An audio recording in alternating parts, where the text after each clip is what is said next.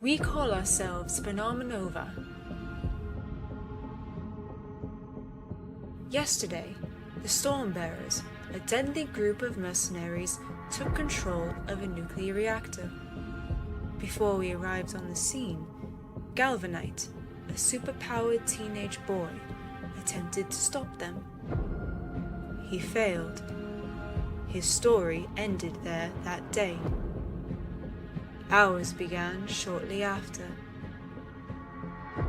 Today, I sift through the memories of that day. I will put the pieces together, and we will bring those responsible to justice.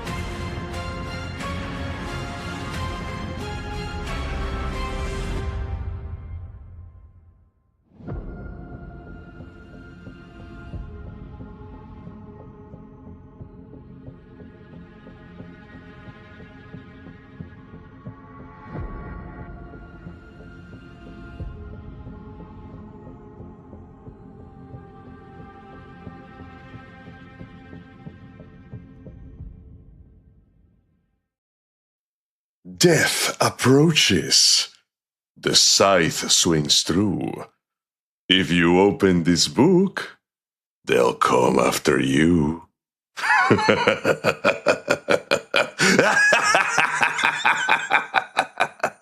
Ladies and gentlemen, start your engines.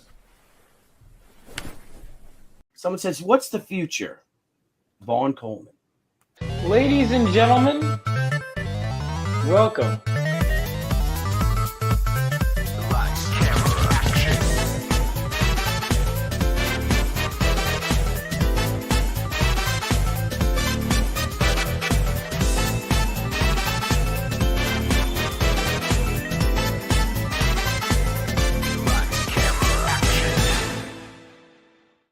What's going on? It's your boy Vaughn Coleman and Allie. How you doing? And we're going to talk about this book, Reapers in Pursuit. We've been working on for how long now? Like almost a year, right? Yeah, basically a year. Yeah. This has honestly been a really fun. When I say easy, I mean in the sense that, God, compared to writing, don't get me wrong, I love hiring artists and everything, but just me and the page was such a nice experience. And you're going to get a lot of bang for your buck with Reapers in Pursuit. Like, I did a ton of writing, and some of my favorite writing I've ever done, honestly, for this book. Greetings from the Homeless Shelter. Was that a snake? It is a snake. This is Luna. Luna, that's cool. What kind of snake? Ball python. It's awesome. Hi, Snick. Yeah, Snick, exactly. All right, so one of the things that so right now, by the way, I just want to pull up the sign up real quick before we get into it. We are on Indiegogo, and part of that, and I know I've been bouncing between platforms. I've used all of them, so I know how they all work. Part of that is, with Kickstarter, you have to have fulfilled campaigns. And I want to get to, before I tell you about the new project, what is my slur budget for today? What? I don't know what that means.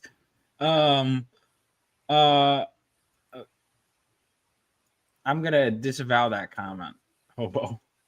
So Indiegogo, I'm doing that because Kickstarter wants you to have fulfilled a project, and like your last project, and Phenomenova the reason that I'm launching this book right before I fulfilled the last one is honestly because I want this book to get it in your hands faster.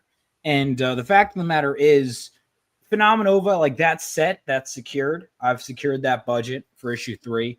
Things are in production because the goal of my crowdfunding campaigns is to get the money, to get the book in your hands, and then have it made. From there, what I do with it is me. And so now that that's secured and I can keep paying my artists and all of that, I can focus on this book. And both of these, fingers crossed, should be in your hands by the end of the year, which is really exciting. That is a whole lot of stories in your hands. How many stories do we have in this book? I know my editor counting yours. Yeah, I have 6. Sup, Snafu? Nice profile picture. Whatever. Hello, Snafu. Whatever 6 plus 3 plus 13 is. 6 plus 6 plus 13. So we're 6 plus 3. Okay. Where's Dean James? Dean James is working. D. James is working. You heard it here. So it's like 22 stories. That is a snake. So, wait, by the way, none of these stories have snakes, right? Missed opportunity. Does she bite? Doug asked, does she bite? She has bitten once, but she's actually my kid's snake. But my kid acknowledges that it was actually her fault because she startled her. She's actually a super sweet snake. Okay. Very sweet snake. Look at her little tongue. So we got, I wrote 6 stories and a poem. I wanted to go all out, and I said I'm writing at least 5 stories. And then I had written another. So here's what happened. So in terms of, we'll go into yours, Allie. I know you wrote a poem and 2 stories, right? Yes. And then a bunch of people, Jules. By the way, did Jules send an art piece? I think she said she sent one. Did she? And then I have one art piece in there as well. Gotcha. Did Jules send an art piece? I think she said she was going to. That accompanied her story. Okay, I'll touch in with her on that. I thought she was going to. My editor was going to add something. He said it's just the story has been just going crazy, and he intends to get it done this weekend if he can. But he's just been working a lot. But if not, oh well. At least my editor, Joseph Cervellin for Phenomenova, did at least one story. We have a lot. Dale A. from the chat submitted a story. C.S. Johnson did a story.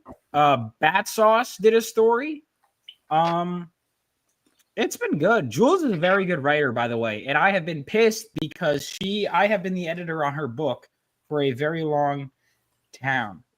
And she has not done her goddamn book. But she did this short story, and it's really good. Like, get your comic out. But we have some great stuff. I'm really happy with the stuff that's been submitted. AC Pritchard as well has a story in here. Is he listed on here? All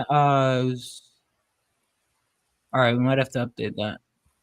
Oh my gosh. Sorry about that. But yeah, I'm not updating it anymore. You have to. You literally. You know how much? Yeah, updating. That's one of the other things people don't realize about creating is the little things like that.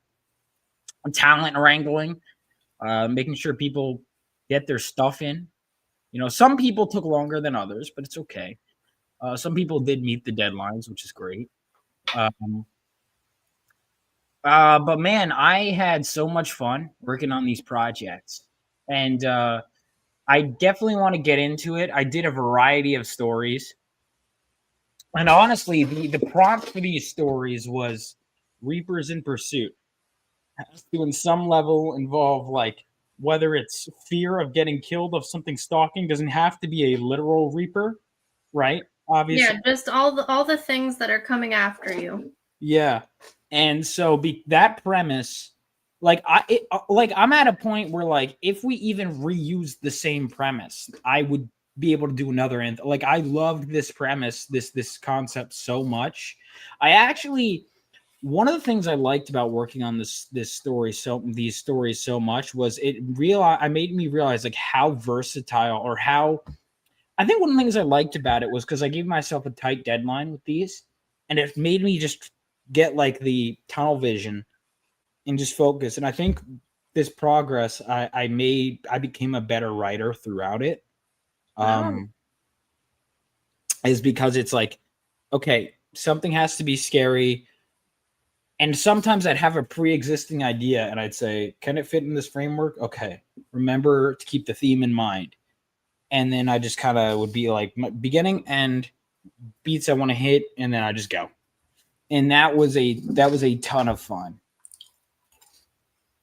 That was a lot of fun. So actually, and I do want to say, let me make sure I have it pulled up.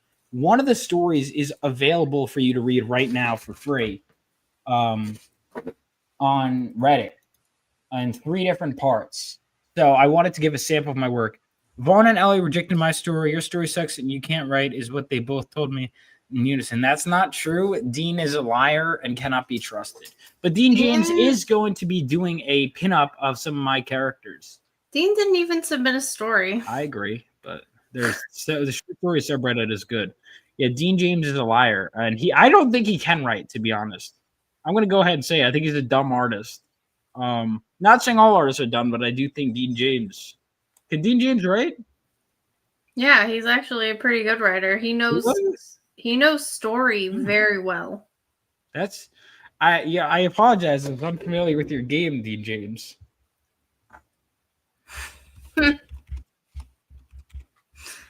You will be someday. And you will eat those words. Dude, you never submitted anything. You're lying. You never submitted anything. We have the receipts. Thank you, Master Hobo, for sharing our link, by the way. Thank you. Yeah. Sign up. It should be launching this month. So I do want to update you guys on the book that I have already charged you for. No, it's not October yet. Oh, sorry, next month I meant this. I meant like within, the period of a month. But yeah, you're right. So real quick, I do want to update you guys. If you haven't backed Phenomenova issue 3 yet, and you would prefer to do on Fund My Comic, we do have 2 days left for you guys to back on there. So make sure you guys go ahead and back. That's almost funded. The book is, I believe we have 26 pages worth of art. 26 pages worth. Yeah, there were some people that there's like short story writer communities on Reddit. Look, I have my issues with Redditors, don't get me wrong, but they do have a healthy writers community. And also just people can discuss it. And I figured people will just go where the story is. So I'm not going to ask for like updates or anything, but yeah, you could go ahead and read it in parts on free for there. But yeah, Phenomenova is on Fund My Comic. If you want it there, it is like 26 or so pages have been penciled and inked. I think we've got 15 to 20 pages have been colored. It's on track to be done by the end of the year. So that is very, very exciting. Issue 4, I went back and rewrote because I've written 1 through 8, and then 4 I was looking at, and my editor was like, you know what, this could be touched up. And after looking at 3, I was like, I can do better. And I punched it up, and now I love where issue 4 is at. So you're going to get banger after banger after banger. But that's where I'm at. Also, the art contest for Phenomenova does end on October 3rd. If you think you can overthrow Brett Barkley, go ahead and throw your hat in the ring. Winner gets a free copy of the main cover, and they get their art printed on the book. So wanted to go ahead and throw those out and and update you guys on that so we can get back to talking about Reapers in Pursuit. So yeah, I'm excited. So yeah, I'm excited. Well, I was gonna throw that over to you. Oh. Is there anything you want to say? Yeah. So where are we at production wise? I'm a little over halfway done with the formatting of the book, which is like basically the second to last thing that must be done. All the stories and everything are written. Like the book is basically done at this point. All I'm doing is pressing enter and pressing tab and pressing enter and pressing tab, and then making sure like the chapter names are lined up and all that stuff. Like, so it's basically done. The book is going to be totally done by the time we launch. But what we need is a nice, healthy email list of people who are interested. We also need the snake not to get stuck in my hair forever. Pressing enter and pressing tab. Yeah, exactly. Incredible. I know, right? And like I said, that's the easy part, really. The harder part is making sure the chapter names line up, because that requires a whole other thing that you basically have to do. But and then making the ebook, that's a different thing, because we do have an ebook option for the people who don't want to commit to a paperback or hardcover, but they're great quality books, so that'll be cool. My stories, I have one poem that is about a Dhampir, and that's what it's called. So like a half vampire creature. And then I have another story that, much like Vaughn, you can actually read right now for free. I just have to find the link. Oh, I didn't know that. Yes, but I did it elsewhere on a site that nobody knows about. No, okay. Because I'm an old lady and I don't understand Reddit. Yeah, I just posted in a bunch of different places, and then No Sleep, they have the most ridiculous. They're the biggest scary story subreddit, but they have a ridiculous set of rules. Oh, and wait. One of those.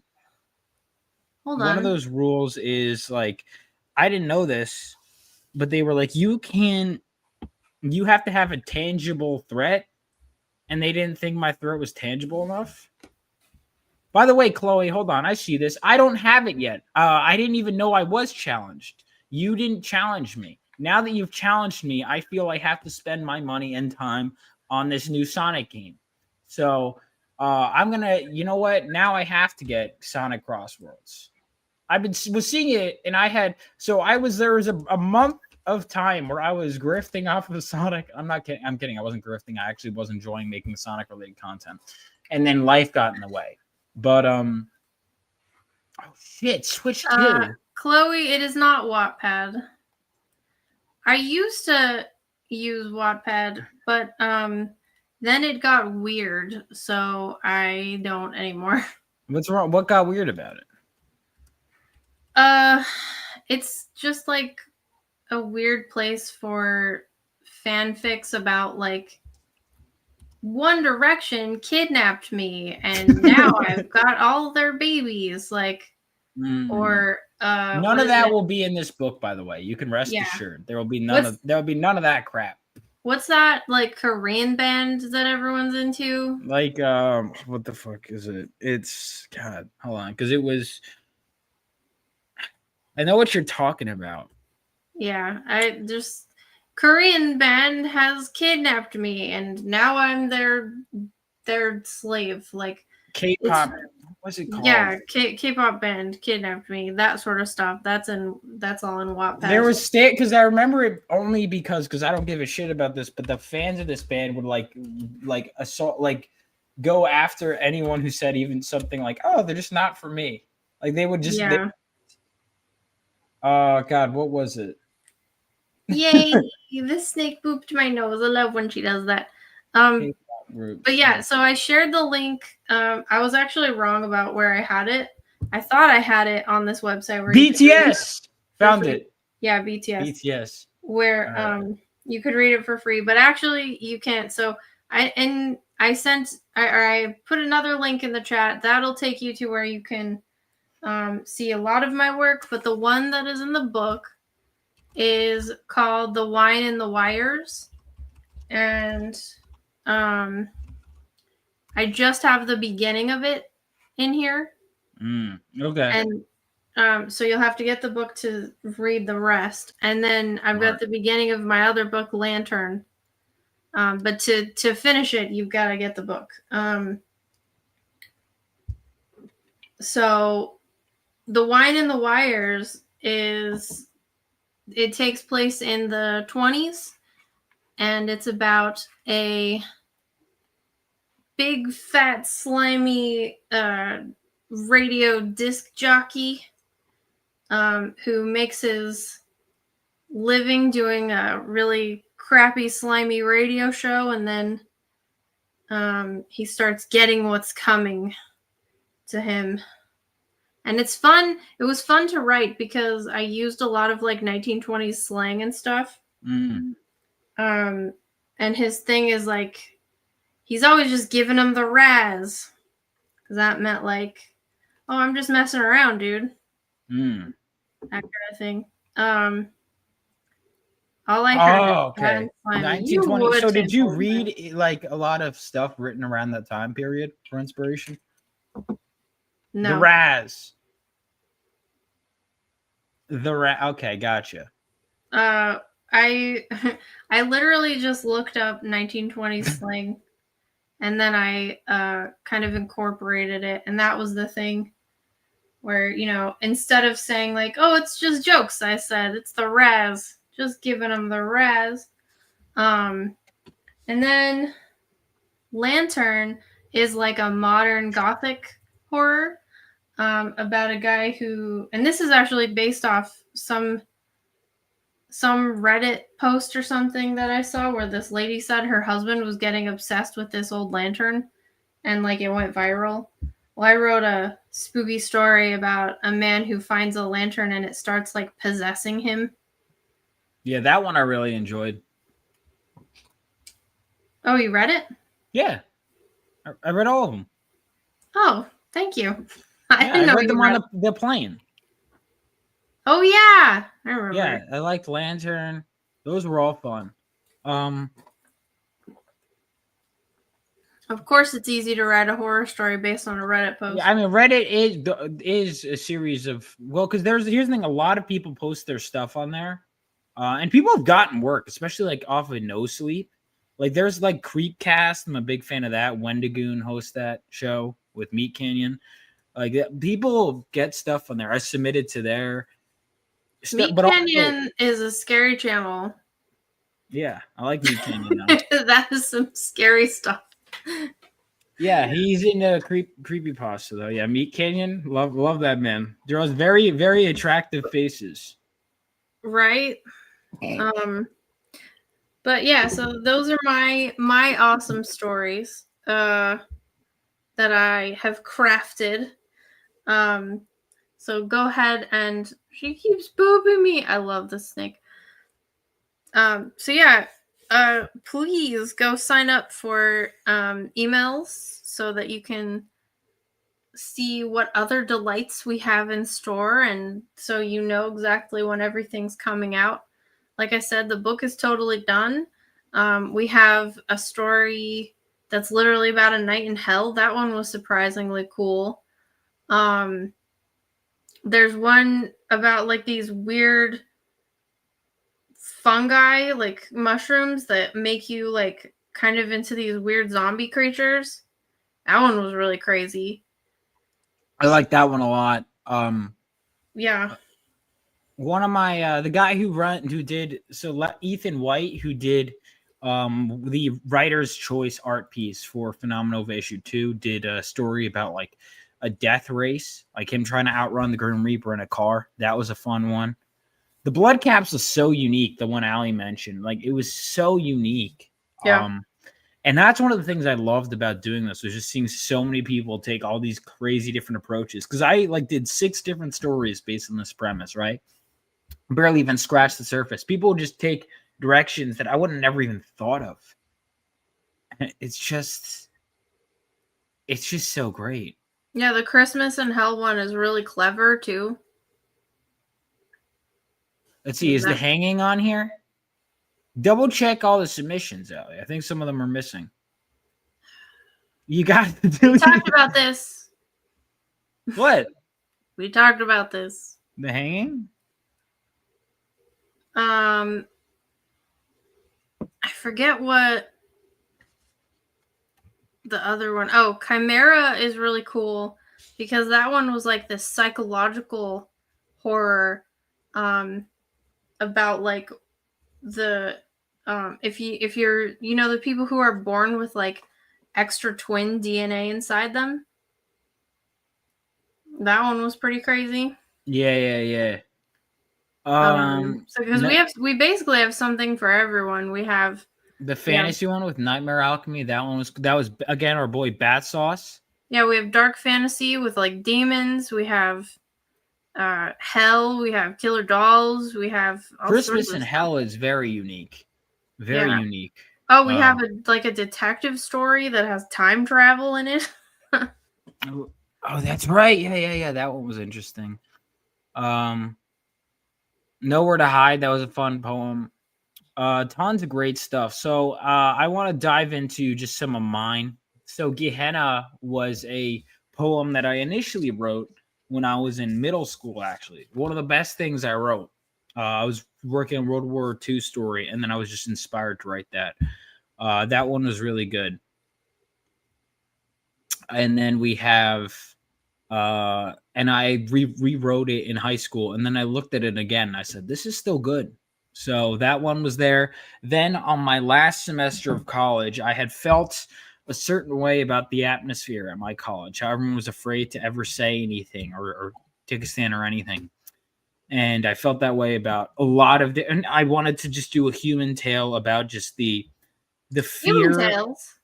The fear of humans don't have tails. They have big bottoms that they wear with bad shorts. They walk around going, "Hi, Helen." About the ultimate. No? You've never seen Ferngully? No, I have not seen. What's Ferngully? What? I don't know what that is. Oh, what? I don't know what that is. Oh my god. Chat. I just, what I just watched the first time this weekend though? Oh my god, finally? I don't want to know. I just watched Napoleon Dynamite for the first time this weekend. Napoleon Dynamite sucks. No, you're wrong. That was a great film. Because I was walking in the room, it was on TV, and I was like, oh, and then I saw it, and I was like, wow, this is very funny, and I kept laughing, and I said, you know what? I'm gonna stop what I'm doing today for a moment and just watch the rest of this because my eyes are glued to the screen because this is very funny. Okay, well, Ferngully is one of the greatest animated films of all time. I've never heard of it. Oh my god. Ferngully. I need to have like a talk with your mother. Well, it's not her fault. It is 100% her fault. I've literally never seen this. I've never even heard of this. What? Hold on. It has friggin' Robin Williams. I know. Tim that's why I'm surprised. And Christian Slater. I've never seen this in my life. It's one of the greatest. It takes place in Australia. Oh, that's all right. Well, then that's an inferior nation. Nobody has an Australian accent, but. Oh, well, then it's okay. I could watch it then. Just wow. I've never heard of this. Tim, it is not preachy. It was Robin Williams believed in this movie so much that he actually went to war with Disney over it because Disney didn't want them to make this movie because they wanted Robin Williams to do Genie. You know what Aladdin is, right? Yeah. Okay. Now I don't know what you've seen. I've never heard of Ferngully. I've never heard of this. Oh my god. Who made it? Disney made this? No, not Disney. An independent place made it. And Disney didn't want Robin Williams to make it because the schedules conflicted. So they tried to bankrupt this company by buying them out and just making it so this could never be made. And so in order to save this movie, Robin Williams actually did. He said, "Okay, fine, I'll do Genie," and he made Disney promise not to do any like in exchange, Disney couldn't do any marketing that included Robin Williams. Like that was what he said. He was like, "Don't say I'm in it." And then Robin Williams put a bunch of his own money into this because he believed in it so much. That's cool. I'll have to check out Ferngully, but and he raps in it. He does a rap song. I've never heard of this. Hold on, D. James saying you're all coping because you wouldn't survive a weekend in Australia. Yeah, well, you don't, because you pussies don't have the Second Amendment. Anyway, I mean, inferior nation. How in the hell is Ferngully made by Disney? No, it wouldn't. It wasn't made by Disney. Yeah. So anyway, have you seen The Secret of NIMH? Damn, this is a controversial film. Snafu, you're grounded. Have you seen The Secret of NIMH? I've seen parts of The Secret of NIMH. Have you seen We're Back? What? We're Back. Hold on. Oh, the dinosaur ones, right? Yeah, that was a good movie. I saw that when I was a little kid, at least there's that. They have like the parade scene, right? Yeah, roll back I've seen to the dawn of time and sing this song with me. Yes, I saw that when I was in preschool. I have not seen that. Yeah. I haven't seen that since I was in preschool. So. Oh my god. But I did see it. Five minutes ago. That's that. You know what? Let's see. So. Yeah. I'll have a word with your mother, young man. I saw it. What do you want me to say? I did. My mom got me this. We got it from Blockbuster. I remember when I was small because I had a dinosaur themed room because dinosaurs are cool. Okay. And anyone that says differently, by the way, they are not cool. All right, because dinosaurs are cool. Have you seen The Land Before Time? Masterpieces. Have you seen The Brave Little Toaster? I've seen The Brave Little Toaster Goes to Mars. So you saw the bad one? I thought it was good at the time. I was also in preschool at the time of that particular event. Okay, you have to see the real original one because that one is amazing and it's really dark and scary. It has a killer clown. Overdone. Oh, okay. If you like dinosaurs, have you seen Land Before Time? Of course. Seen multiple of them. I've seen you should. When someone says, "Have you seen Ferngully?" That's a question you say, "Of course," to. So now not when you've never heard of. Not when you've never. No, because hang on. Does Ferngully have dinosaurs? No, but it has. Then it's inferior. It has freaking crazy Australian lizards. Have you seen Dinotopia? Have you seen Dinotopia? Have you seen Dinotopia? Yeah. Great film. I mean, I haven't seen it since preschool, so I don't know how it holds up, but I'm going to assume it's a great film. Have you seen All Dogs Go to Heaven? Yes. Great film. Oh, good. I haven't seen that one since preschool either. Oh, my God. What do you do? What do you do with your time? Write a lot. I expected you to say, yeah, I've seen Land Before Time 3. It was great. I probably have. Hold on. Which ones of these have I seen? Because I've seen a bunch of them. I've seen the first one for sure. Heartbreaking film. I've seen. It's hard to watch if you're a kid who loves your parents. The Land Before Time 3. Have I seen this one? I've seen a bunch of them. How many stories in R.I.P. feature dinosaurs? Good point, Dean James. 0. Shit. 0 Missed opportunity. Missed opportunity. Have I seen Poltergeist? Of course. We can do dinosaurs in the future. Yeah, we can. Have I seen Carnosaurs? Carnosaurs? What's that? Snafu. There's nothing in Ferngully about global warming. Yeah, wait, hold on. This is not the first comment people have made that way about. Yeah, but it's not about global warming. It's actually about how you shouldn't cut down trees. There's nothing like the Lorax. I've seen that, and I've also read the book. I mean, sort of, but like it has fairies and rap and stuff, and I bet Dean likes the fairies a lot. Knowing him, probably his favorite part. Oh, Journey to the Mist. That was a great Land Before Time. No, so the song that Tim Curry does is actually the best song, and Tim Curry plays the bad guy, and it's a great song. Who's your favorite Land Before Time character? In the original movie? The series, of course. I mean, you're a fan of the series, right? No, not the whole series. Really? Do you never even watch any of the ones with the T-Rex? What was this? Chomper. Chomper, yeah. What a great character. I love Chomper. I can sing almost every single song in Land Before Time, too, right now. Let's see. Are any of these Land Before Time? How many of them are there? I think there's 14. Jeez. I got to get into that lore. I'll make myself a lore expert. Yeah, did you know Littlefoot has a dad? I mean, I assumed. Yeah, but like his dad is alive. What? Yeah. Is that like a later reveal? Yeah, he's in like number 5 or something. I don't know if I've seen that one. Yeah. I've seen a couple of them. His dad just took off and didn't even know his mom was dead and everything. He just like... That's messed up, man. Let's see. He's got a deadbeat dad.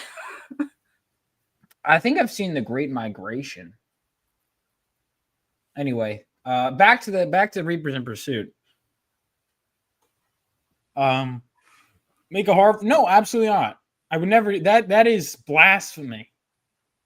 Land Before Time is it's already pretty horrible. Like, what are you talking about? Yeah, the kid, dude, Littlefoot has been through enough by the first movie. Okay. No, do you know what? Do you know the stories behind Land Before Time? What do you mean? Well, you know Ducky. Yeah. He has autism, right? Isn't that what his... Ducky is a girl. Or she, sorry. No, I misspoke. I'm sorry. No, Ducky is a girl. We're talking about Spike. Spike, yeah, my bad. Spike's the retarded one. Autistic. Retarded. Autistic. He's retarded. Autistic. We're just saying the same thing. He's a good boy. Spike is a good boy. He's a good boy. Yes. He's a great boy. Littlefoot is Luciferian. Shut up, Snafu. That is not true. What are you talking about? No. One of them got killed, right? Ducky got killed? Yeah. In real life? That's so upsetting. Yeah, I remember when someone told me that. She was the voice of Anne Marie in No, Ducky. Sarah's the one that got killed, I thought. No. I think it was Sarah. It was not Sarah. It was Ducky. Are you sure? Yes. It says she's still alive, according to Wikipedia. I don't think so. It was Ducky because it's also... Oh, the original Ducky. Okay, sorry. Yes. Yeah. Oh, yeah. She's also the voice of Anne Marie in All Dogs Go to Heaven. Oh, my God. She died in a really messed up way. So it already has some pretty horrible stuff around it. We don't need to make it worse. Huh? The original. Okay. Yeah, the original Ducky. Okay. Because I've seen the second on the others. That said though in the first. Okay, spell back to our insulting my autism. I didn't insult your autism. That's very silly. Yeah. Retardosaur. Yeah, it was Ducky. Littlefoot is basically Drake Bell. What does that mean? Is that from that? All right, ready? Confession. Another confession that Allie will get mad about. I've never seen Fat Albert, period. Me neither. Okay. Why would you watch Fat Albert? I don't know. Well, you could say that about anything you mentioned. Like, why would you watch Ferngully? And then you'd strangle me. Because Ferngully is amazing. Fat Albert is just like something Bill Cosby Have you seen it, though? Maybe it's great. Maybe that's amazing, and you wouldn't know because you've never seen it. I'm not going to watch something Bill Cosby made. Okay. Dale! Oh, wait. Nickelodeon? Oh, okay. Nickelodeon was good. Anyway, so that was the first poem I did was Gehenna. Nickelodeon is a horror story too. Yeah. So then we have 6 short stories that I did. So the Dragon Feeder I wrote in college that was kind of, it's about like basically this village in a world where there is some sort of like almost like a kaiju kind of dragon that has taken over this kingdom, and this guy is basically given the role of the dragon feeder. He has to hunt down people in his own village that to feed to the dragon, or else the dragon will eat his family. So it's kind of like he has to make sure everyone stays in line, because the dragon is going to hunt down anyone that kind of steps out of line. It's a metaphor for, it could be any dictatorship in history, or even not even just dictatorships. If you ever have felt afraid to speak out for fear of consequences, it's kind of about that story, and where that kind of cowardice or that kind of mentality of I have a family to feed, where that could lead if brought to its greatest extreme, is what the Dragon Feeder is about. So then for a while, I wrote that actually in my senior year of college. I went through a phase where I started to really get into Harlan Ellison's work. I read I Have No Mouth and I Must Scream, and I was so inspired by that. And then I read A Boy and His Dog, and then I read a bunch of his other work, and I would listen to audio stories, right? And I said, I want to write one of those. And then I was also really inspired by, this was a time where I was rewriting Phenomena over and over and over again, and I was writing a feature horror script, a feature film script. And I was so inspired by, and I just had so much writing, and I was like, I know how I feel right now at college, why don't I write something that captures this feeling of dread? And I had been listening to a lot of these short story narrations, and then reading Harlan Ellison, and all these things were combining. And I said, let me just write something out based on these feelings. And the thing about I Have No Mouth and I Must Scream, one of the greatest horror stories, short stories ever written, is it was written in one night. Harlan Ellison got in his feels and he just wrote it out. And basically, like, they were like, it was. He what? He wrote it all out in like one night. Got in his feels. You know what I mean? When you're writing, you get. Have you read I Have No Mouth and I Must Scream? No, but I also never said he got in his feels unironically. I don't know what you mean. All right, you get my point. All right, my point is that he cooked. All right. And I was like, I want to do that. So it just really let myself get in the moment, and I just wrote that out, and I was like, man, I want to do that again. And then life happened, and I kind of didn't write for a while. And then this really inspired me to get back into the mood. When Allie had mentioned, I want to do this, I was already had it in my head. I'd love to do some horror books. And Allie had mentioned this idea, and I was like, this is perfect. And so my comeback story to this kind of thing was Lonely Are the Hunted, which was a phrase that I'd had in my head for a while. I think I saw it on like an X-Men trade paperback, but I took that phrase because I've seen that phrase a bunch of times, right? Lonely Are the Hunted. And I had this feeling that I was going for. And then once again, there was just some stuff.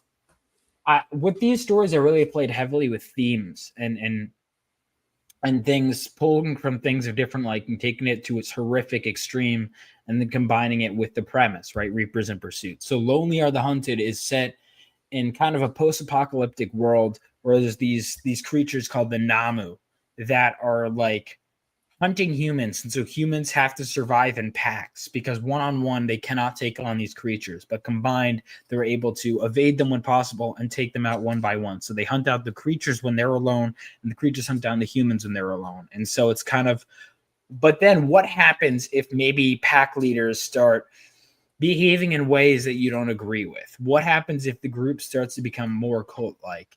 And that's kind of where I wanted to play around with Lonely Are the Hunted. Is it better to be alone? Is there a way to kind of get through these kind of disagreements in a group where everyone is afraid and we've been following one leader for so long? Is the leader right? Is the main character wrong? And I wanted to go through and have this environment where these people, this group is pushed to its limits. And we see the characters who would normally get along and got along for years are really cracking under the pressure of this world. And so Lonely Are the Hunted is a story I'm really proud of, and I think you guys will really like. And then the third one I wrote was, what was the third in terms of chronological order? The third one I wrote was, I think the third one I wrote actually, yeah, the third one I wrote was, I was like, you know what? I want to write something based in the Phenomenova universe. And so there was this character I had come up with some time ago. Let me go ahead and pull up an image of him on screen. He was actually, fun fact, before it was called Phenomenova, back when my character was named Lightning Lad, and it was a series of movies called Lightning Lad, he was one of the first characters that I ever came up with, and the idea stuck and evolved and kept evolving. And I realized that even though he was always going to appear in the first story when I was little, as I evolved it, he didn't really fit in that story anymore. But I always knew down the line I'd bring him in some capacity in Phenomenova and the Phenomenova universe. But I also knew this is a guy with great potential for his own stories. And so when the time came and when Reapers in Pursuit was happening, and I kept thinking of, I want to do something that fits with the premise of Reapers in Pursuit, right? I want to tell a self-contained horror story that is set in the Phenomenova universe, that doesn't interrupt the current storyline that I have going. So I'm not like forcing people to stop reading Phenomenova to read a prose story, but something that you're going to want to read, right? And I thought, okay, let's take a story that's not currently connected to the group Phenomenova at all, not connected to any of the characters at all, but is just set in this universe. And this character will eventually appear in stories down the line. And I said, let's do something self-contained on that. And that is where I came in with this story, Living Daymare. So Daymare, and I had the Phenomenova fan art contest winner, Brett Barkley, do his piece and also design the character. So Daymare is like, imagine a slasher villain. He's kind of like Jason Voorhees meets Ghost Rider meets Nightcrawler meets the Punisher, right? He is basically kind of like, I'm glad I introduced him as a horror story because it helped me solidify and change and refine certain elements of the characters. He's almost like a boogeyman figure for criminals, kind of like how criminals are scared of Batman.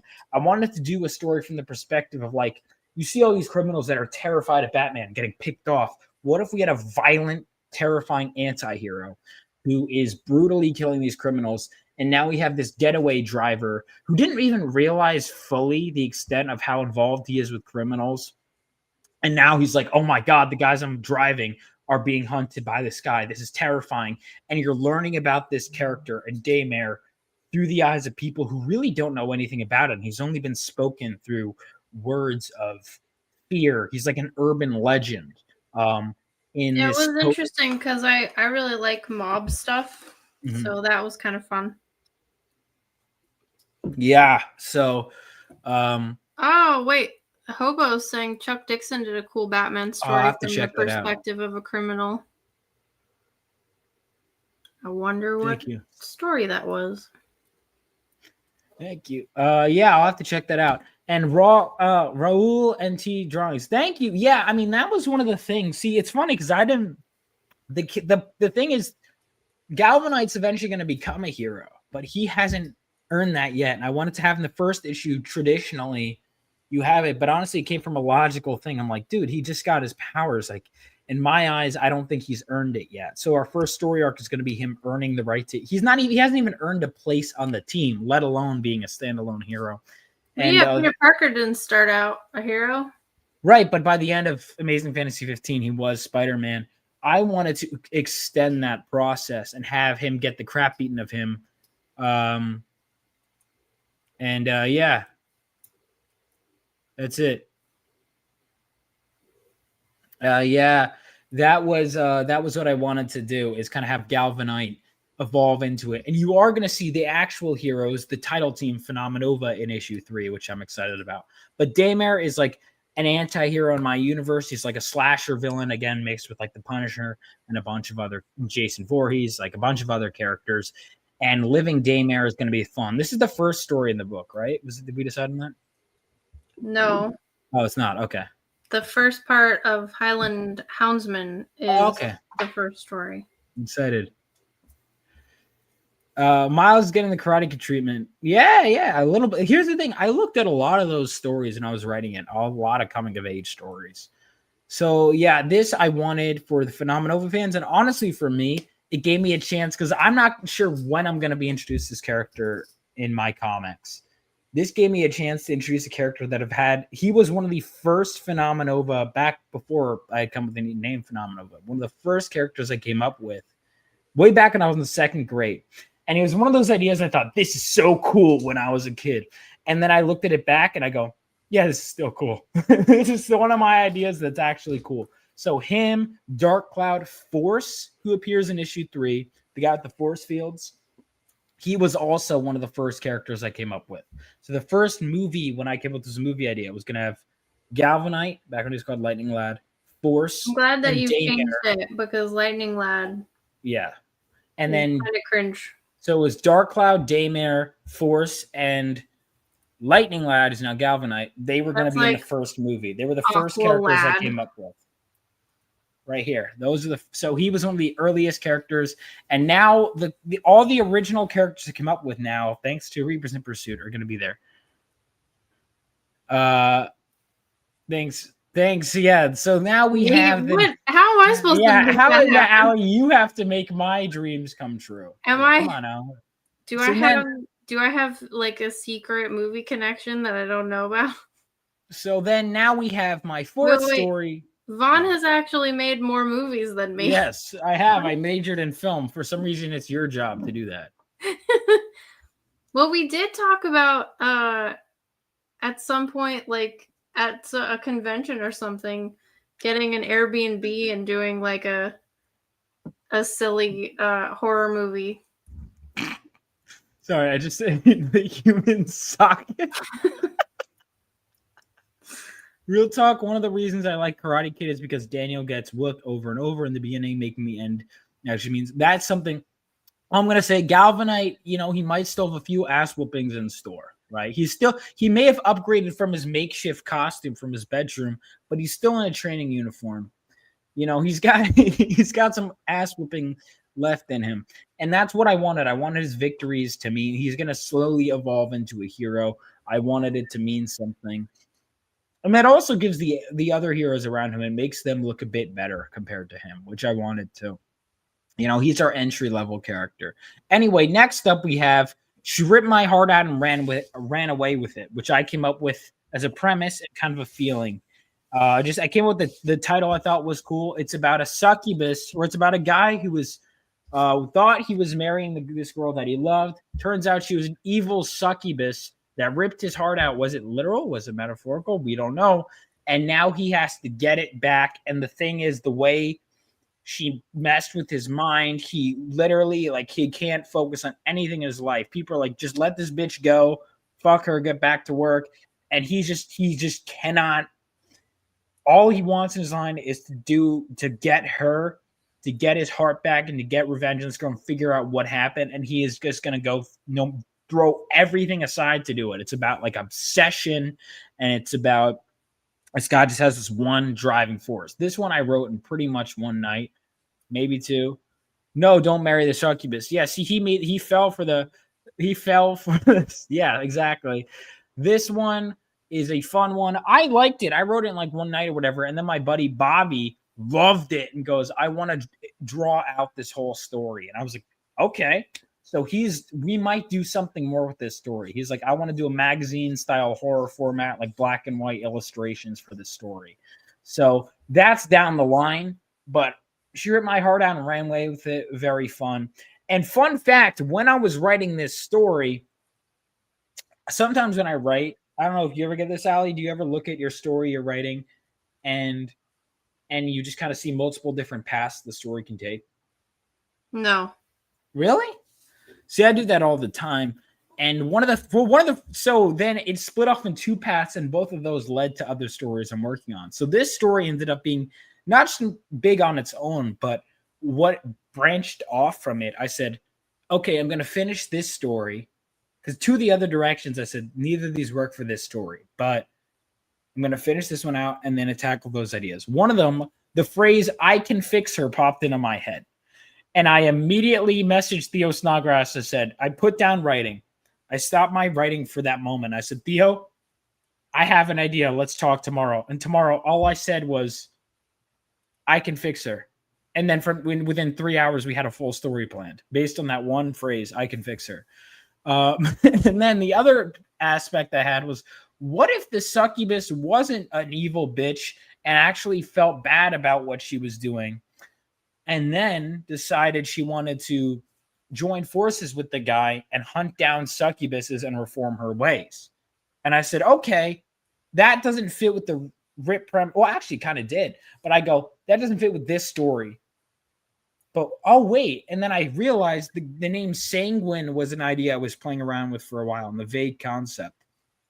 I wanted to do a bad girl book, like a bad girl comic book. This idea popped out, and I just flicked it together, and I was like, holy shit, that works. And I said, let me put that aside for a moment. So I did that. And then I said, okay, let me write something. There's something I want to put out for free. I'm going to get to Sanguine later. And I was like, well, I want to write something that works for the subreddit stuff, that works specifically as online posts. Right? And I said I wanted to be like a story written from the perspective of someone asking people online, hey, have you heard of this? And I realized I wanted to pull from a summer camp experience I had. So I went to a summer camp called Camp Hayes. It was for people that lost loved ones initially in 9/11, and then it expanded. But we had our own camp legend that was our own version of Cropsey. And I realized, I'm like, well, what if that was real? And then it came back and started hunting us. And I was like, that is such a fun premise. But I was like looking into the actual Cropsey, and I'm like, most people know the urban legend a different way than what we had. And so I decided to just change the name of it altogether to something else. So I made it the Highland Houndsman, so that way it's not confusing for people.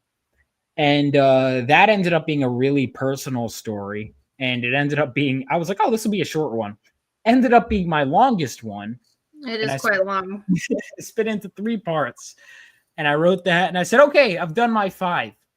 But that Sanguine idea that I had kept biting at me. And I was like, screw it. I'm already putting basically one comic book character, Daymare, in here. This idea is going to keep eating at me. I wrote a Sanguine issue 1 outline. And I was like, okay, I'm done with the character for now. I came up with an idea. And I said, you know what? Let me throw one last Reapers in Pursuit story in there. And so I wrote a Sanguine short story, just basically a self-contained fight where her and her boyfriend are killing a succubus. So I called it Sanguine and Trinidad Succubus Slayers. And I said, all right, it's just going to be a self-contained story where they're hunting this succubus who is masquerading as this girl who may have destroyed a guy's life with false Me Too allegations. And now they're hunting this succubus down and exposing her. And it was just a quick little self-contained story I wanted to do. So. Ali Snake hungers for more signups. Mm-hmm. Yeah, the Highland Houndsman is pretty long, so it's actually split up in the book in between other stuff. So you get to like slowly figure out what that is as you go through. And I have a problem where I like to go into like old used books stores and libraries, and I buy their old anthologies because in the 60s and 70s it was actually quite common where magazines and stuff, that like sci-fi magazines, mystery magazines, they would take their best stories and put them in anthologies. So I collect those, and they would put cover art on them. And that was sort of the idea with this, is to make something like that, but to source, since, neither of us has like a magazine or anything, but to source out into the indie world, I guess. Oh, that's awesome. Sorry. And actually, no, that graphic is not the updated one. The updated one that has everything on it, I emailed out to everybody. Oh, my bad. I just hadn't updated this. Okay, my bad. Sorry, I didn't realize that. No, it's my fault. But yeah, so that is sort of the idea where not only will you get individual stories as you go along, but you'll get to the next Highland Houndsman a couple stories in. So That's cool. yeah, and it really, the snake just squeaked. Sorry. Sometimes she does that. It really has a lot of different genres just thrown in there in really interesting way. Oh, there's a zombie one, like a zombie island thing. That one was kind of Which fun. one was that again? These kids like go to a zombie island. I forget what it's called. Why am I blanking on that one? And they're like hungry or something. I think you wanted that one in there. That's so. It's not. I feel like we got a lot of submissions, and it was really hard to knock them all down to what we ended up choosing. But we really decided that this is like the cream of the crop as far as like really great indie horror goes. And short stories are great because you can just it doesn't feel like a huge commitment. You know, you can just sit down and read your few pages and then be like, whoa, that was not harsh. Yeah, no, I mean it's also from a writing standpoint too. It's like I pour my all for just however many. So I mean, sometimes they took longer than others, you know. But favorite ethnicities. Thanks for the $2 for him, Master Swag King. MSK says favorite ethnicity is Voh. Voh. Why do hang on time? People do this all the fucking time. It's a very common thing. Just put the N. Why is that so hard? Some people call me Voh. First of all, favorite ethnicities. So ethnicity can be like American, right? Or is that nothing? That's not an ethnicity, is it? What qualifies an ethnicity?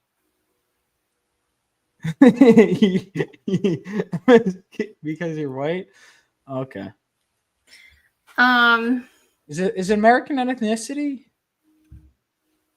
Let me see. I can't keep track of all these terms. You know what I mean? Ethnicity definition. Quality or belong to a population, a group or subgroup of people who share a common culture. But yeah, so American. That's an ethnicity. Americans. 100%. That's your favorite ethnicity? Who is your favorite? MSK, would you like to like contribute to the conversation that's at hand in any way, shape, or form? Or do you want to just make things about race and then try and derail the stream? You know, we were really good. We were talking about, you know, horror and stuff, and then you come in here and you make it about race. Well, good news is that the first 48 hours of our little crowdfund, once it launches, yes, are going to be key, which is why you really got to sign up for the email list, because you will get free art prints / postcards. So if you're one of the kind of people who likes to have prints, then you'll have some art prints. But if you're the kind of person who's like, oh, I have too much stuff around already, it'll be a postcard that you can send to a friend. Yeah. And you get those for free in the first 48 hours. But every single book gets a bookmark. Get off the camera, you weirdo. Every single book comes with a nice bookmark. And you can see in that little thing, but I can bring up bigger ones if people want. We have some really cool merch with this really slick, wicked logo that I had a lame concept for, and then Dean James made it really good. And we've got it on t-shirts and hoodies and friggin' buttons and patches and stickers. And there's also a notebook so that you can write your own submission for the next Reapers in Pursuit, and it has a secret pocket in the notebook too. And then for a super limited time, we have this really awesome bomber jacket as well that has the thing on it, and we've only got like 10 of those. So yeah, we have all sorts of very cool, awesome stuff in this awesome book.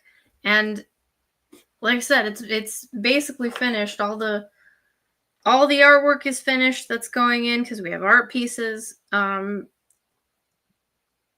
So you're gonna get the book hopefully by December. It depends. We want to make sure we get enough emails. But we're doing in-house fulfillment as well. Mm-hmm. I've been doing this for almost a decade, and I've fulfilled all of my own books, over 300 books by myself. And then, I forget where I was saying. But yeah, basically it'll be really awesome. You're guaranteed to get this. And then we welcome reviews, and please share this around because indie is really important. There's not a lot going on in the world of mainstream horror right now. It's all kind of watered down and crappy. So we would really appreciate it if you checked out like all the weird, crazy, interesting thrills that we have collected here. How well does crowdfunding a novel usually go? Well, this will be the third anthology novel that I have been involved with, and they've all done really well. I have copies of them over there. They've all done really well, so I think it'll be great, actually. I'm pretty excited, and then we can make it into a series, hopefully. Yeah, I hope so too. Wait, does she have a snake in her hands? Yes, I do. Sorry, yeah. Continue. No, one of the things I like is about this too, and you got to realize this. We're doing just Indiegogo and tell you why MSK, because what we're doing is a bare minimum campaign. And then from there, we'd love to have it on Amazon, right? But everyone who backs on the Indiegogo want to make it clear. You guys get a free bookmark. You guys get first dibs. This is, and also whatever is after the goal is split amongst us and the contributors. So you're helping the creators by backing this book. You're helping this book get made. Will this book take 5 years because of quality? No, the book will be totally done. No, believe it or not, it has excellent quality, and it's only gonna take us about a year.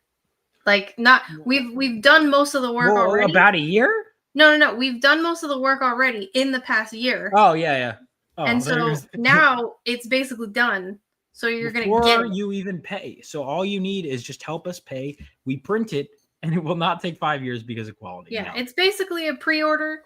But then we decided that it would be cool because of how awesome this logo is to have a bunch of really sick merch to go along with it. Plus, I wanted some as well because it's really cool.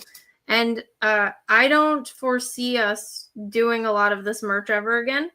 Yeah. It's all just going to be for the campaign itself.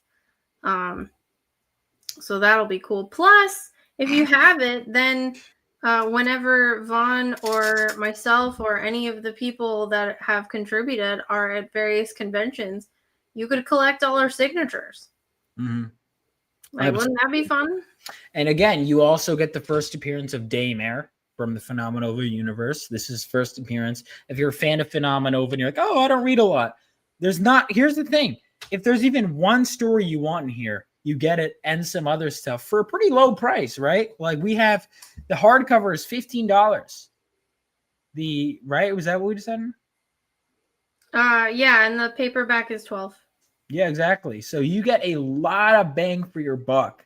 And this is I don't know the full count yet because I'm still formatting, but it's at this point over 155 pages. Yeah. So you get a lot. And again, you'll get it before the end of the year. That's weird. The thing is, Vaughn's acting like he's doing an OnlyFans. All right, wait. First of all, will Vaughn? No, I will not spend the money at the strip club. All of this, I'm not spending the money. All of this is going in towards making the book. No, this is backer money. MSK says, "How many words?" I don't. Do you have a word count? I could do a word count actually, but each story could only be over under 5,000 words. I broke that several times. But Vaughn is a rebel. He's not into the rules. I'm the co-creator. So I broke the rule for half of my stories. Yeah. Less than half, actually, if we're counting this. What's going on, Ronald? I stuck to the rules. I could give you a non-updated word count right now. How about that? Let's do it. Depends on the story, MSK. So, like, Living Daymare and Sanguine Succubus Slayer are under those are short. Lonely Are the Hunted, and the Highland Houndsmen are like 7,000, about a little over 7,000. I think the Dragon Feeder was about 5,000, maybe slightly more. Oh, wow, two completely different people who are always just happen to be in the chat together showed up at the same time. What a coincidence. What a coincidence. Tools word count. 54196.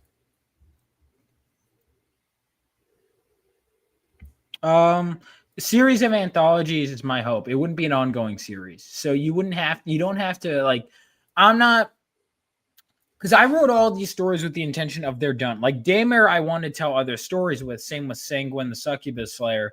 But the stories themselves, I don't want to be continued. You know what I mean? Like every story I wrote here, I didn't. They're not an issue 1. They're not a part 1. Yeah, they are all fully contained stories, which is a lot of fun because with Phenomenova, I'm building the universe, bit by bit. This was really fun because I got to just do full stories beginning to end. And so there's a sense of closure. And because of that, it really had me hyper focus on how I wanted you to feel and what I wanted you to take away. And so for that reason, I think this is some of my best writing because it's very much done. Would Daymare ever encounter Miles? Eventually, absolutely. Absolutely, but not in Reapers in Pursuit. Reapers in Pursuit is different. It's its own thing. It's its own thing. So Galvanite, like none of that's even mentioned in Living Daymare. Any black characters? Yes, actually. In Vaughn's book, the Dread. The Houndsman. There's two. There's two, yeah, actually, in two of my stories. There's one named Dreads in Living Daymare, and there's one named DeAndre in the Highland Houndsman. Yeah, they're both criminals. No, they're not. DeAndre is not a criminal. That's not even true. He very specifically made sure to include that in their houses you can hear a mysterious beeping. That's not true. That's not true. This is lies. Dude, I love how also people coming in don't know that MSK is black, by the way. I want to make this clear. The most racist person in my chat is a black guy. Is he the most racist? MSK? By miles. By... Maybe the most vocally racist. The most No, he is the most racist. He is 100% the most racist. MSK, no question about it. No question about it. Oh my God. Disavow. I mean, they were Democrats, so yeah. All right. So anyway, yeah, that's everything I have to say for now. Is just I want to get more signups so we can get it going. So day one backers, again, you get 2 postcards. Everyone who backs in the first 48 hours. What other bonuses can backers get? In general, whether it's add-ons, whether it's whatever. Should I? What? Should I know this? No, I'm saying, wasn't there something with? Oh, yes. Thank you. I'm retarded. So, I have a limited amount. I have 22 copies of that I can give away for free of the Edge Punk magazine, which is a super huge magazine that features creators like Dan Frega. And it comes on a little USB stick thing. And it's a really cool. It's not automatic because I understand some people might not want it, but I only have like 20 of them that I can give away, and I'm giving them away for free as an add-on. So when you buy it, you just go into the add-ons thing, and as long as they're still there, you just click that and you get it for free. Like free? You can do free add-ons? Yeah. I didn't even know you could do that. That's awesome.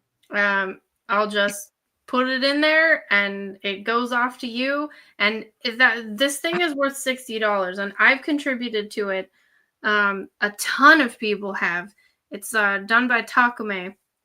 If anyone knows who that is, he mostly does like board games and stuff. But Edgepunk is actually this cyberpunk themed magazine, and the column that I write is actually written from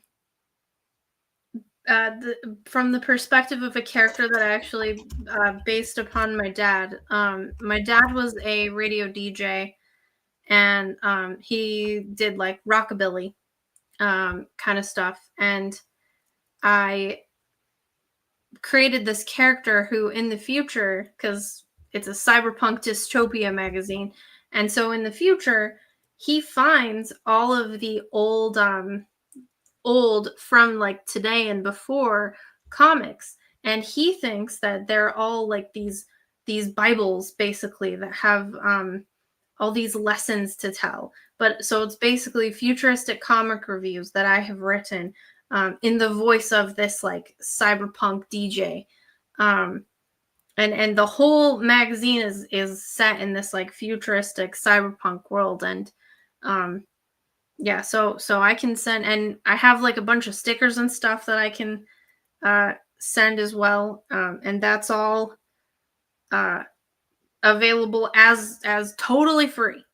Which, like I said, that's $60 worth that I can just send out to you. And it comes with a little holder thingy too. I could go grab one. Also, hold on, let me turn the camera off really quick. For me, the inspiration for Reapers in Pursuit was I wanted to write some horror stories because I love them. I love listening to internet horror stories. I like writing I Have No Mouth and I'm a Scream, like I mentioned earlier. I just wanted to try something different. I've always loved horror. The first feature script I ever did was a horror script. And it's been just a blast writing these stories. So that was me. And then Allie had mentioned it. I always wanted, and then doing an anthology, just everything clicked into place. So this has just been a pure passion project, and I've loved it. And each and every story has different inspirations in itself. And I knew that would happen. Like just the premise itself, I knew could ignite passion in me. I can give you the chance to do like I already had written two of the stories, the poem and then the Dragon Feeder, and then I was able to introduce Daymare. It was great. Okay. Hold on one second. If anybody knows me, you know that I always turn my camera off for that. Anyway, so the snake, do not go anywhere. So the paperback this is an anthology that I was involved in before. It's the first one I was involved in. But the paperback is basically going to be like this. Really good quality. Smells nice. You know how books smell nice. Or like this as well. I worked on this book for Homath. It's basically the same sort of deal. This one? Huh? It's I was gonna give full screen. Is that the Homath one? Yeah. Oh, I didn't know it came out. Yeah. That's awesome. You didn't promote it enough. I didn't know if he wanted me to. Okay, you should have asked them, but that's cool. Yeah, so I did some research edits on this, but this is basically what the paperback version is going to be like. And then the hardcover version, this is another anthology that I was involved in. The hardcover version is going to be basically like this. Really nice quality. Again, smells really good. I don't know if anyone else out there likes to. No, she edited. Tell him, because this guy, he knows home math. Tell him what you did for home math. I just did the research edits for his book. So basically, whenever he has an image in the book, so there's an image. I, in the back, did the citations for it. So awesome. all 277 citations. Jeez, you got that done fast then. I did. And actually, I did the citations for every single tweet as well because he liked to do screenshots. So yeah, but I'm just showing like, he wrote all his books. I just did the research edits. But the point is like this is the quality of the book. This is like we're using the same printer and everything, so that's what it's gonna be like. Stop that. And then for we set those over there. Okay. There we go. This is the magazine. It doesn't look like a magazine because it is on a USB stick. Or no, it's not a stick. It's hard to tell. So the magazine comes on this card. And then you pull open that little part and like jack it in, but it's a USB. But it's the size of a card, like a credit card. It's very weird. But it's really cool and futuristic. And then I've got these like keychain things I can throw in that like hold a USB. Let's say they have the edge plug thing on them. And then I've got all these like sticker sheets too that I'm gonna throw in. Oh yeah, I almost forgot like Boobdan. If anyone knows who Boobdan is, he was on there. Me, Good Stuff, Wise Guys. Who else? Frega, like I said, Flying Feline. Gaslight, Manticore. Oh yeah, shit, yeah. Yeah. I've got a whole bunch of these I can throw in. So like, but that's on add-ons. So if you don't want this stuff, that's fine. But because I know a lot of people who are readers, they don't want all the tchotchke stuff. And yes, Master Hobo, we do have a digital. That's going to be $5. The digital download you will get right away. Or like as soon as I start sending out all of the stuff, but like it's all gonna go out because the book is basically done. Like you're not gonna have to wait for this, and then like we'll be really excited to see all of the reviews and stuff if people like it. But it relies on getting the word out and signing up for emails. And if we want, I can show like bigger graphics than are on the page because Indiegogo doesn't let you do very many graphics for an email page. Let me pull up some of the close-up graphics here. What is that? What is happening?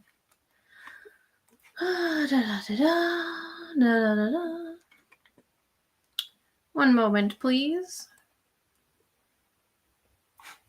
Will there be a digital for Reaper? There will.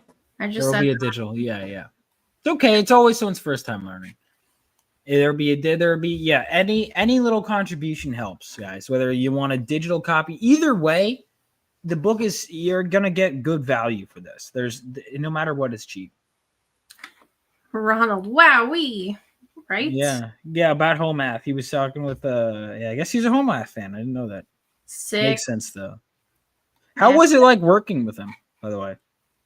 He's been very nice. He's a very nice guy. Just very quiet. Doesn't want to deal with people too much. Like, just a chill guy. It was a good experience. Would work with again. I'm sharing something. Okay. I gotta close that, and there you go. So this is one of the things that I have lined up. It's a book bag. I thought it looked cool. Mm-hmm. And there it is next to some bats. And, oh, she jumped and then squeaked at me. Wow. Yeah. Your story was great, dude. If you're on the fence about this, I have a short story in the book, and we both really liked it. Yeah. Let's see. I don't know how far I can go here. Yeah, so there's the patch. The patch. There's the jacket, and like I said, we only have 10 of the jacket. That's super limited. We'll never make any more. Mm. The snake has decided she lives in my hair now. Well, I mean, if people want money down the line, maybe, but not anytime soon.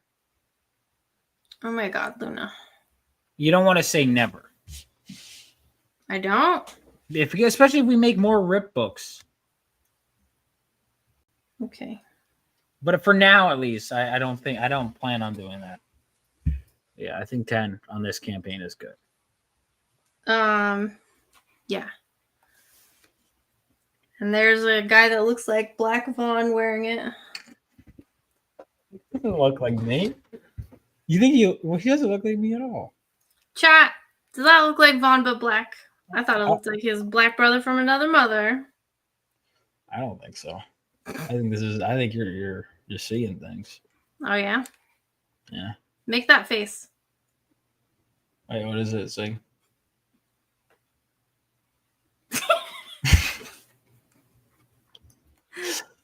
Wait, what is it? He's doing no. All right, so he's got like his tongue a little bit.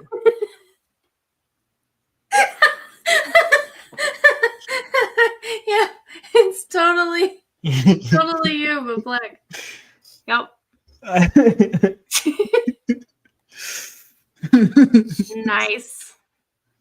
You're welcome for that, chat. I guess I can see it a little bit.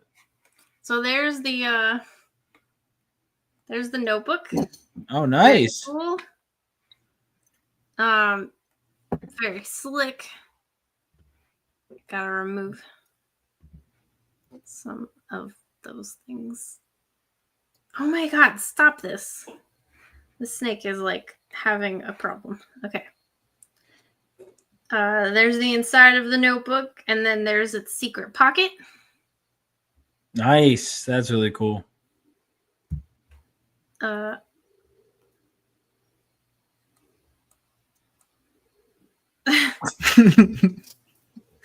What is this? This is a poster I made. This isn't available on the campaign, though. This is not in the campaign. Okay, so this is the artwork that I have done for the book. This is one of the it's going to be inside the book, but this is also one of the art prints you get. Mm-hmm. It's a girl fleeing from some ruffians as Sir Morok. If anybody knows anything about Arthurian lore, Sir Morok as a wolf saves her. I'm not very good at art. This took me a long time, but I think it's pretty good, and I thought I'd throw that in for people who are into that. Here we go. Yes, I wanted to. So the theme is this book is in black and white. It's all in black and white. So you do get a black and white illustration of the black and white version of the Daymare art that I showed you colored to show what the character looks like and that colored, but you will get a black and white postcard if you back day one, and this black and white illustration will be in the book accompanying the Living Daymare storyline. Black U should be on the campaign. What would Arts he- contest for Reapers, possibly. How would we do that? Like, I don't pick a know, because the story? thing is, pick a story that you've never read and draw. So I guess it would be specifically for the Highland Houndsman. I don't know. Yeah, how about this? Once it comes out, if people like it enough, they can pick a story and do a fan thing of it. Yeah, that's the thing. I don't want to be like, hey, here's the idea. Like, it's phenomenal. Yeah. Because it's not visual right now. Although Daymare, you could, but you'll have more once you've read the stories, I think. Here's the thing. There's plenty of stuff to draw art from across all these stories once the book is out. So I think let's table that. I think it's a good idea, but I think table that for after the book comes out. Yeah. And then if it's good enough, we could always feature them in the next one. Mm-hmm. I think that's great. Feature fan art in the next one. Yeah. But it's all about just getting the first one made. The point of this book, this campaign, is just to get the thing made. That's all we really need. Just to get the book made, and that is it. And I think we can easily do that. Yep. I mean, it's already basically made. So Yeah. it's just printed. Mm-hmm. Where did it go? There we go. But yeah, these are going to be the 2 prints / postcards. That's from before. There's Button. Mm-hmm. Lovely little Buttons. Looking cute on a black denim jacket for some reason. Mm-hmm. Death approaches. The scythe swings through. Mm-hmm. If you open this book, they'll come after you.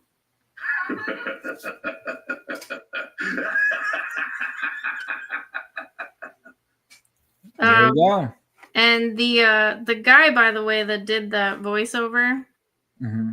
that I had to do that voiceover, he did the work for my Egg Beater book as well.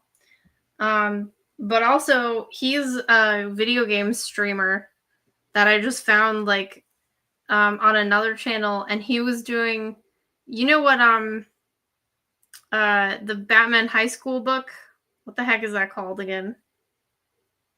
Where Batman is like Gasian and Oh, Gotham High? Gotham High, yeah. He was on a channel reading Gotham High, and he was being like Asian Batman. That's funny. Yeah. Oh, I do remember that. Yeah. That's great. Yeah, on Jay Longbone's channel. Yeah, and he did amazing. He did amazing. Yeah. Imagine if Vaughn did did the voiceover. Well, here's the thing, and this is another thing. I would love to possibly down the line do audiobook, because I listen to audio short stories, like the ones from subreddits and whatever, and even just Lovecraft stuff. I've listened to a lot of audiobooks, some of Harlan Ellison books that way on YouTube, whatever. I would love to do that.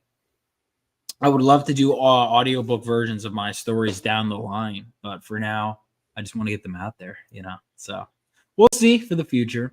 Can you say that? Could you say it? What? The catch line? Hold on. What is it? Let me find it. Because when I asked to him if he would do it, I just said do it in like the scariest voice possible. Death approaches. The scythe swings true. If you open this book, they'll come after you. How's that? I think we need another take. All right, that's fine. It was a good try. It wasn't very scary. First try? Yeah. It wasn't very scary. All right. Well, it was a warm up. You gotta be scary. All right. Hold on. Let me try that again. He's gonna be scary this time, you guys. See, no, when you do shit like that, it's like death approaches. The scythe swings true. If you open this book, they'll come after you. How's that? Not good. All right. I got. Okay. It was very like scary movie. So like a half a step there. All right, I'll take it. One enough steps, and I'll go. Vaughn sounding like Sora. What's Sora? Well, he's talking about she's talking about from Kingdom Hearts. Oh, from Kingdom Hearts. Yeah. Interesting. Vaughn is plenty scary. You should see people's reactions when he's out in public. I have seen him. That's out not in public. true. What do you? I was hanging out with this individual earlier today. I don't know what you're talking about. People liked me in person. I don't know what you're talking about. I've seen him out in public. He's shorter than you would think. I'm 5'9". It's not that short. Stop it, Luna. All right. And yeah, like I said, is there anything we haven't talked about? I never really fully dove into Sanguine. Like, you could dive into her a little more, the characters, give a better feel. Because I did have Dean James will be drawing a black and white illustration of the character of Sanguine and Trinidad for the book. But Sanguine is my Batgirl book. I'd love to do a comic with her. I already have her origin story lined out. That story I think is great, but I want to do a self-contained story where she's already on the hunt, hunting succubuses, kind of dealing with her status quo. But Sanguine, the succubus slayer, was a succubus who fell in love with a human. And it turns out that she's like, hey, maybe we shouldn't be doing this. This is bad, and rebels against her mother and learns some truths about her origin. I do explain some of her origin in this story because, again, it's meant to be one and done. If I never make a comic or anything with her again, I want this to be fully self-contained. But Sanguine and Trinidad is the guy who she fell in love with, who is ex-military. They hunt down succubuses and take them down. Her tail can detach and act as a whip. She's got like superhuman abilities to an extent. She can absorb the life energy of people.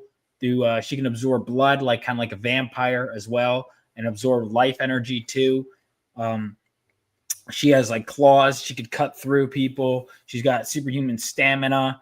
And just an overall fun character, kind of like pulled from Vampirella a bit, meets just a bunch of different characters, really. But I wanted to do a Batgirl book.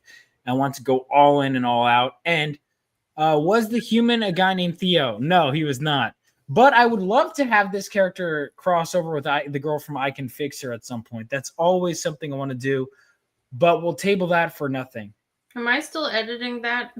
Oh, yeah. What? I Can Fix Her? Yeah. Yeah, I think, yeah, definitely.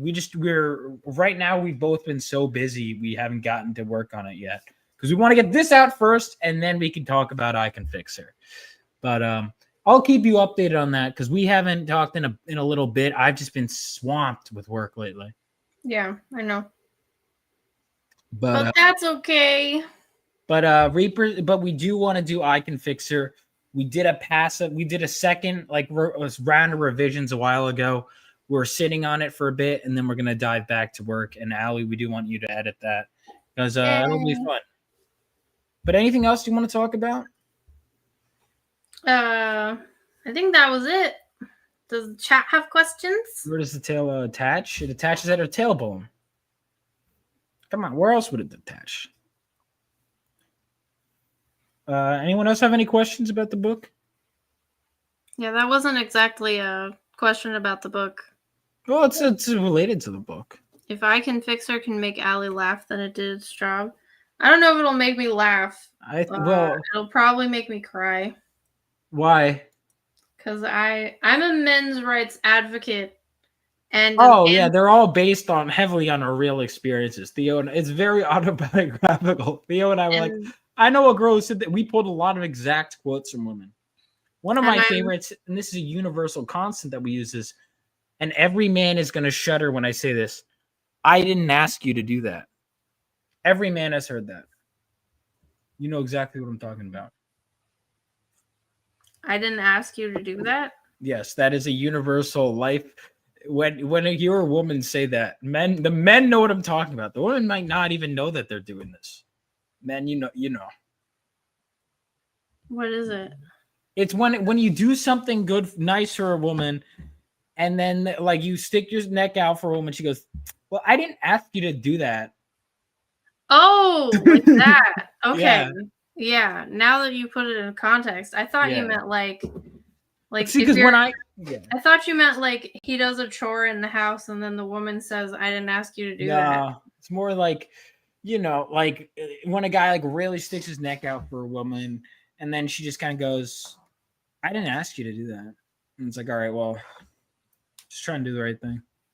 That one, that's universal. There were a lot of quotes. Theo, there were some insane quotes, and I'm like, Theo, this is too ridiculous. He goes, I had a woman say this to me once. I'm like, okay. So, it was a lot of fun. You know that I'm for men's rights and anti-women's suffrage, so this should be interesting. No. I know. I'm more radical than you are in that way, because you still think women should vote, you friggin' psycho. No comment.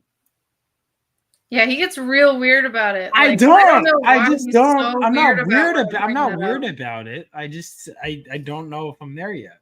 You're just like afraid of it. Afraid of what? You're just like, I don't want to talk about it. No comment. I'm afraid of that. I don't want to say that like women voting has totally like ruined the entire world yet. Like, who are you holding out for? Who are you impressing? Yeah, repeal the 19th. Absolutely, Ronald. I'm not holding out for anyone. Just, I don't know. I would give up my right to vote in an instant if it meant that no other women could vote. And this is why I love you, Allie. All right. Anything else we want to talk about? It's really scary that women can vote. It's not scary. That's the real horror story, is women voting. The most of them didn't even want to vote, though, right? Yeah. The majority did not want to vote because we don't want all the responsibility that comes with it. Because we know that naturally women have no ability to have agency. Yeah. Buy my book.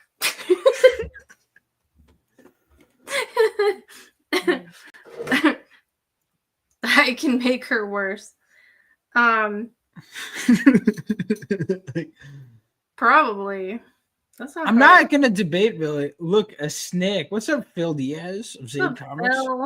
Debate time. Allie v. Von Winterget. No. I'm not debating the snake this issue. I'm just not, You know what though? I am having a debate with a woman, hopefully next week on Anthony Darkgift's channel about this thing. Actually, now that they're saying debate time, I found a woman who actually wants to debate me, and I'm gonna spank her, and it's gonna be glorious. For what? On why women should be allowed to vote? Mm-hmm. Or shouldn't be? Mm-hmm. So where can I promote this link for those that are interested? What link? Like, so it's gonna be Dark Gift Comics channel? Yeah, he's moderating because Theo won't talk to me anymore. Really? Mm-hmm. He's not talking to you anymore? Mm-hmm. That's weird. All right, I'll have to. That's weird. I think every single one, you male and female, are fucked up. Birds everywhere gonna watch. Maybe. Allie is as venomous as her snake. A, this is my kid's snake. B, because I think Theo's just kind of away from everyone right now. Like, because I haven't talked to him in a while either. Oh. Well, the snake is not venomous, by the way, you guys. This is a ball python. They don't have venom. All right, I'm gonna put Dark Gifts channel. All right. Yeah, go sign up for our email list. In fact, I'm gonna go load the thing to see how many of you people have signed up for the email list. So sign up for Reapers in Pursuit. This is some really good stuff. You back from the first 48 hours, you do get two free. Yay! We got some signups. Thank you. What are we at now? 39. Okay, we got one sign up. We can do more. Let's get to 40. Let's do 40 at least. And those are all signups that in the week, 2 weeks since we started, that we've gotten. Please tell all of the readers that you know. Please share this out. That's a huge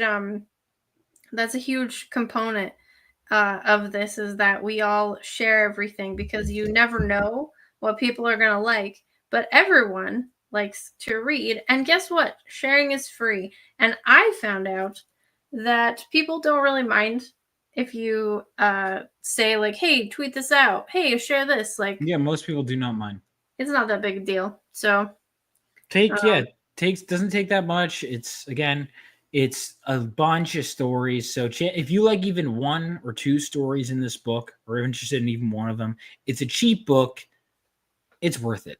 You know, it's an inexpensive book, but it's not cheaply made. No, yeah, that's it. And again, one of the stories is online for free. I'm going to post that again, as well as samples of Allie's story. So that's all I have to say. If anyone else wants to say anything, go ahead. Allie, do you have anything else you want to bring up, or? I have a channel. If you're not subscribed to that, go check that out.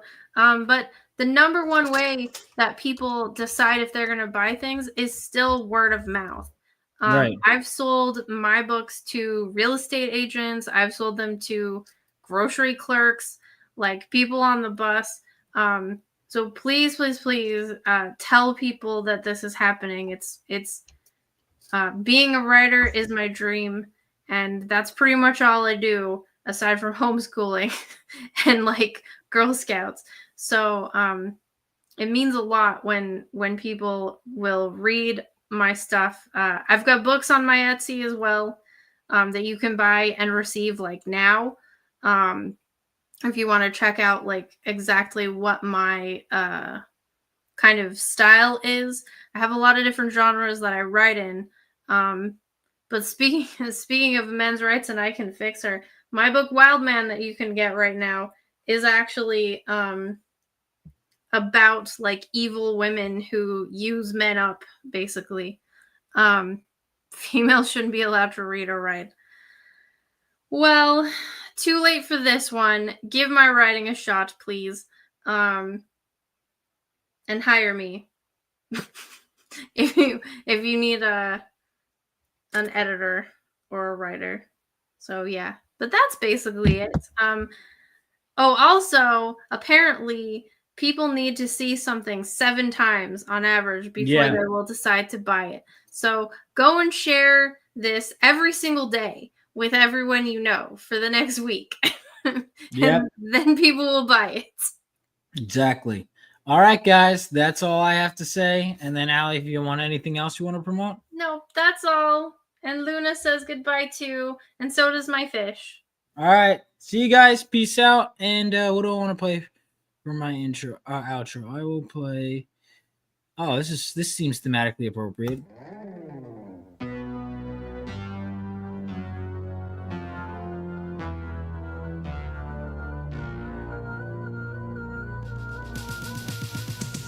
Spooky, scary skeletons and shivers down your spine. Shrieking skulls will shock your soul, seal your doom tonight.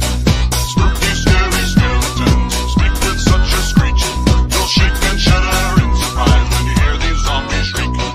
We're so sorry, skeletons, you're so misunderstood. You only want to socialize, but I don't think we should. A spooky, scary skeleton shout, startling, shrilly scream. They'll sneak from their sarcophagus and just won't leave you be.